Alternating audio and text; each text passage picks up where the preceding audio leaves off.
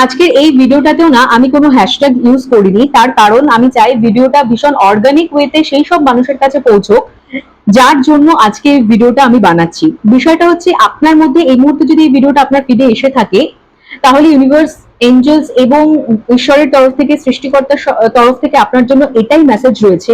আপনি এই মুহূর্তে হয়তো খুব কঠিন সময়ের মধ্যে দিয়ে যাচ্ছেন, অনেক কিছু এমন আপনার জীবনে ঘটছে যেগুলো আপনি চাইছেন কন্ট্রোল করতে, কিন্তু আপনি কোনো কারণে কন্ট্রোল করতে পারছেন না। আপনার মনে হচ্ছে যে এবার আপনি গিভ আপ করে দেবেন, এবার আপনি আর সার্ভাইভ করতে পারবেন না। আপনি কিন্তু অনেক স্ট্রং মানুষ। এই ভিডিওটা যদি আপনার কাছে পৌঁছয় না, তাহলে এই ভিডিওটা আপনার কাছ থেকে এইটাই মেসেজ দিতে চাইছে আপনাকে ঈশ্বর, যে আপনি প্লিজ এইবার থামবেন না।